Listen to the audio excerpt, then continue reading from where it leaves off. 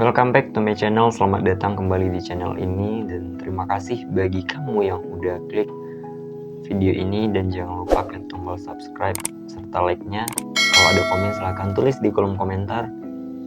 Dan seperti biasa, pada video kali ini kita akan menceritakan sebuah peristiwa ataupun kasus yang tentunya akan meningkatkan kewaspadaan kita terhadap lingkungan sekitar. Nah, bagi kamu yang udah subscribe, terima kasih. Tanpa berlama-lama, langsung aja ke ceritanya.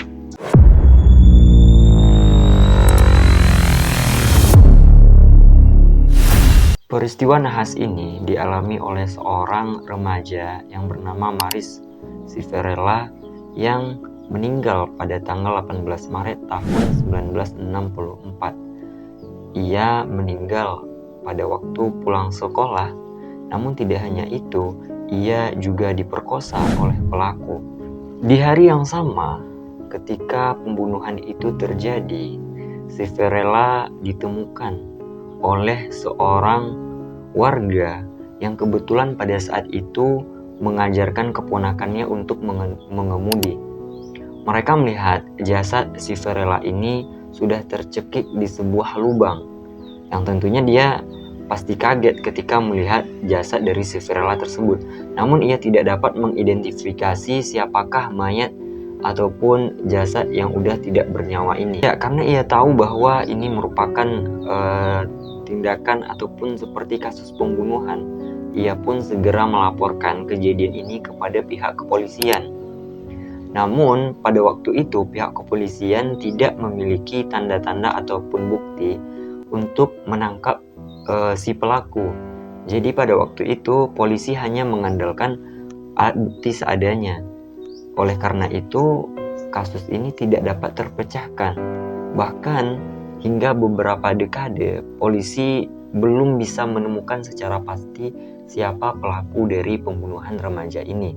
Bahkan tercatat ada 250 anggota kepolisian yang terlibat dalam kasus ini, namun tidak dapat memecahkan siapa sih yang menjadi pelaku dari kejahatan pembunuhan Civerella ini. Pihak berwenang selain pihak kepolisian juga memiliki lebih dari 4.000 berkas yang menunjukkan bahwa si Civerella ini ternyata tidak hanya dibunuh, melainkan ia juga mendapatkan pelecehan seksual dari pelaku. Nah, sungguh miris ya. Ternyata jasad seorang remaja ini tidak hanya dibunuh begitu aja, tapi sebelumnya udah mendapatkan perlakuan yang tidak menyenangkan, yaitu pemerkosaan dari si pelaku. Kasus ini pun terus berlanjut. Pihak kepolisian juga mencari titik terang untuk menemukan siapa pelaku dari pembunuhan ini, namun tidak mendapatkan informasi yang jelas dan tepat mengenai para pelaku. Nah, selama penyelidikan nih, pihak kepolisian pasti ada menduga ataupun merasa curiga terhadap satu orang. Ya, pada waktu itu pihak kepolisian menaruh curiga kepada seorang pria yang bernama James Paul Forte, yang pada waktu itu dia juga merupakan salah satu kerabat dari Civerella, yaitu sepupu dari Civerella.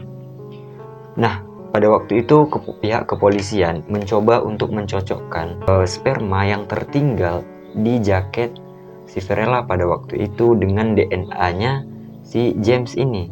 Namun pihak kepolisian setelah meneliti ternyata tidak ada bukti ataupun kecocokan antara DNA yang dimiliki oleh James. Maka pihak kepolisian tidak dapat memastikan ataupun memberikan kesaksian bahwa si James ini adalah pelakunya. Pada tahun 2019, pihak kepolisian kembali mengecek ulang. Selain James juga dicoba kecocokan dengan kerabat-kerabat Civerella yang lain, namun juga tidak menemukan titik terang siapa sih pelaku dari pembunuhan Civerella ini. Setelah itu, bagaimana kasus ini kemudian terungkap dan diketahuilah tersangkanya. Pada waktu itu ada seorang mahasiswa di Universitas Elizabethtown College yang bernama Eric Schubert. Ia menghubungi pihak kepolisian dan menawarkan jasa untuk mengungkap siapa pelaku ataupun dalang di balik peristiwa ini. ia pun menawarkan keahliannya secara gratis ataupun secara cuma-cuma kepada pihak kepolisian. Nah, pada akhirnya pihak kepolisian pun memutuskan untuk menyetujui kerjasama itu dengan pemuda ini. Ternyata juga terungkap bahwa si Erik ini juga merupakan mahasiswa yang udah menangani beberapa kasus, sehingga ia pun dibuat terkesima oleh rekan-rekannya. Dan polisi pun juga tidak meragukan kemampuan si Erik tersebut, melihat bagaimana ia pernah memecahkan beberapa kasus yang berkaitan dengan peristiwa-peristiwa sejarah ataupun yang berkaitan dengan DNA. Sebagai orang yang ahli, ternyata Erik ini tidak main-main untuk mengungkapkan kasus ini. Ia menggunakan lebih dari 20 jam sehari selama 18 bulan untuk benar-benar menemukan siapa pelaku dari pembunuhan ini.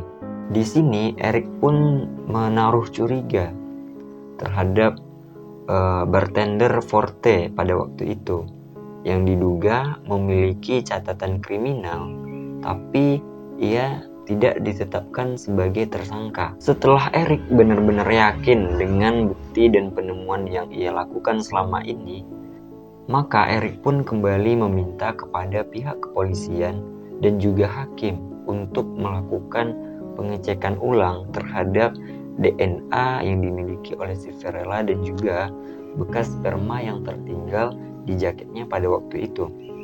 Akhirnya pihak kepolisian menyetujui dan pihak hakim serta keluarga juga menyetujui, dan dilakukanlah penggalian terhadap kuburnya si Fiorella.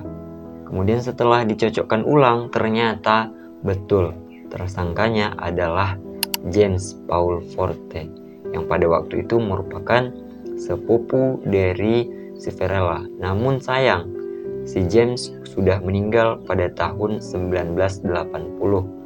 Walaupun kasusnya udah berlangsung lama, namun pihak kepolisian dengan sungguh-sungguh untuk membuktikan dan mencari siapa pelaku sebenarnya dari pembunuhan Maris si Fiorella.